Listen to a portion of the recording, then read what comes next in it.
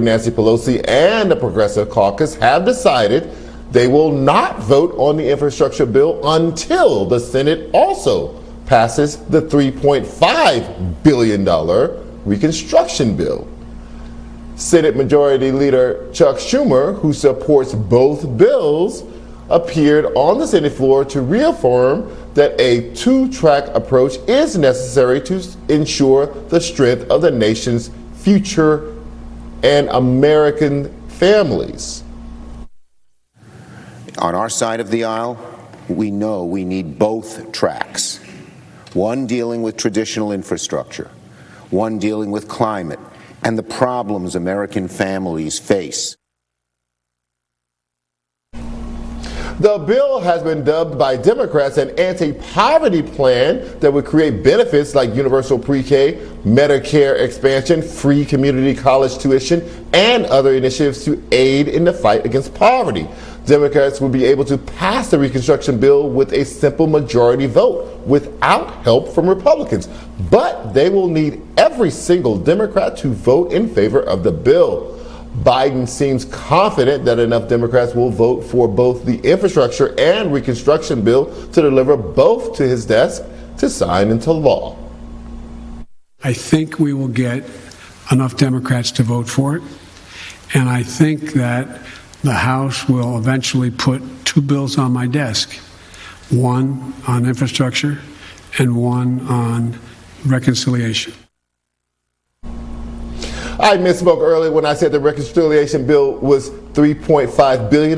No, it is $3.5 trillion. And joining us to discuss the impact of the infrastructure and reconstruction bills will have on the black community is co-chair of the Poor People's Campaign, Bishop William Barber.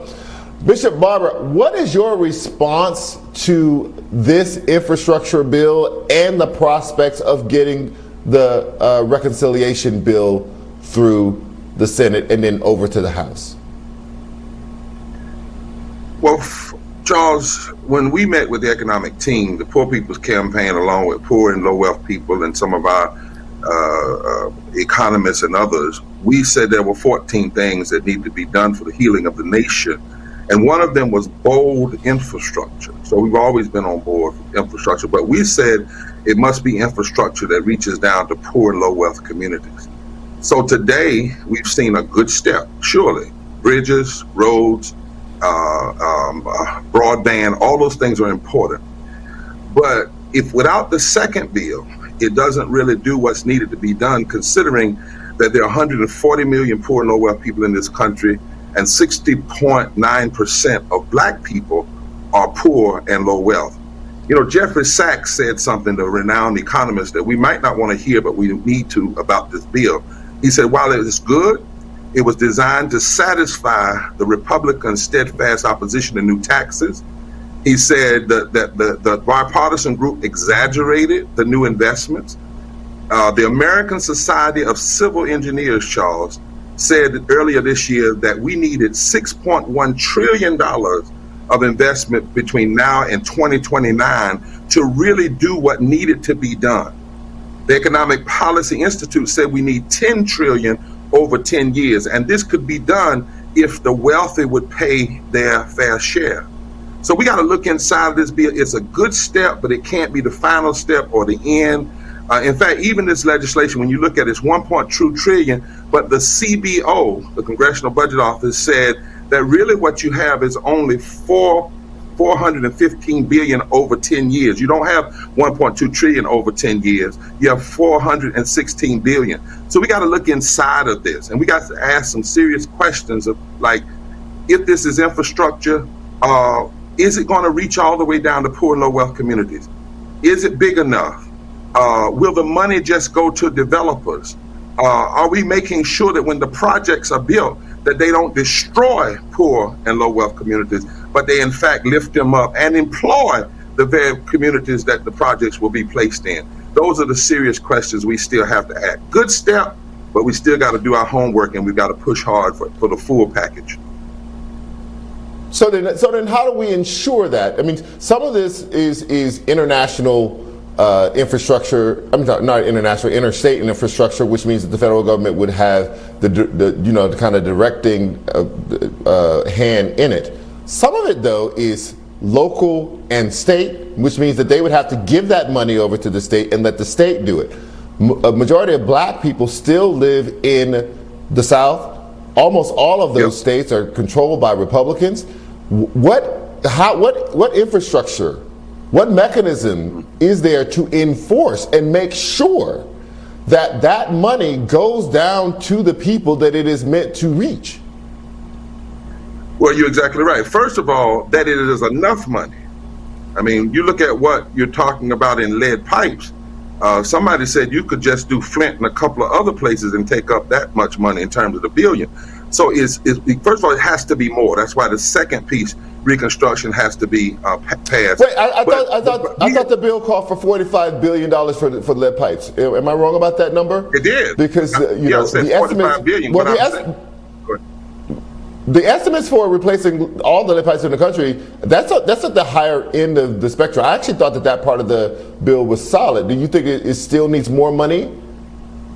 Well, what I'm saying is that when you talk to the American Society of Civil Engineers, look at what they've said. They already have said, even before this bill, that you needed something like $6.1 trillion between now and 2029. These are the things we have to examine, though, Charles. But we also, one of the things we had said when we put out the plan is that you got to put riders on this bill. So, we had hoped that more of it would be designated to poor and low-wealth communities. Because the president said today, if you live from the bottom, not from the middle, but from the bottom, then everybody benefits.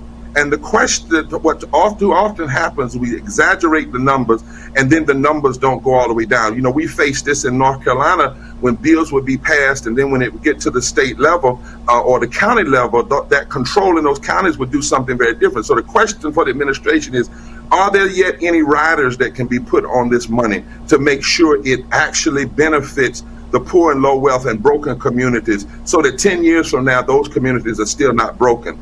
Secondly, we have to have, it bothers me when I hear Democrats might vote for the second bill. And then there are other things we have to do, like $15 living wage. We cannot let those things off the table. And surely, Charles, if we're going to protect this stuff, local control, we've got to have voting rights, that infrastructure, so that we can have power and control at the local level.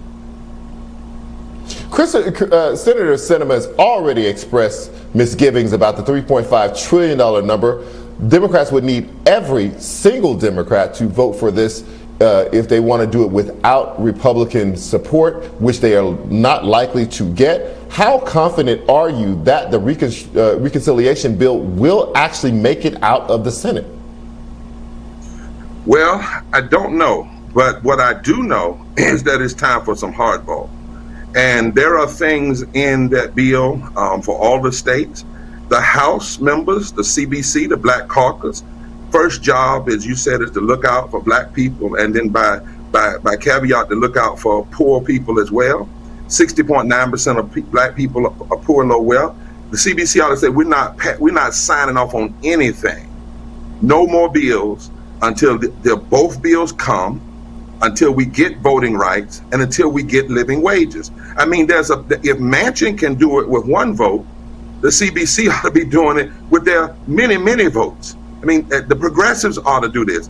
And we don't need black or white legislators saying that if you play this kind of hardball, you're being extreme. I heard a black legislator suggest that people who are still fighting for 15 and not saying taking what we can get are extreme. That's not extreme.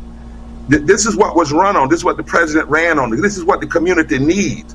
So I'm hoping that this bill, the first bill, doesn't go over to the House without the second one, that the House joins Nancy Pelosi. She stands strong and said, we're not doing anything until we get all of these bills. And you know what? They have that leverage because those senators, those 19 Republicans that voted, they want something. There's stuff in their states for those bills. So let them know you don't get those things in your state until you do right by all Americans. That's all we're saying. We're not saying you can't have it in your state. We're just saying you can't have it all and leave the rest of us without anything. Bishop Barber, thank you as always, sir. Really appreciate it.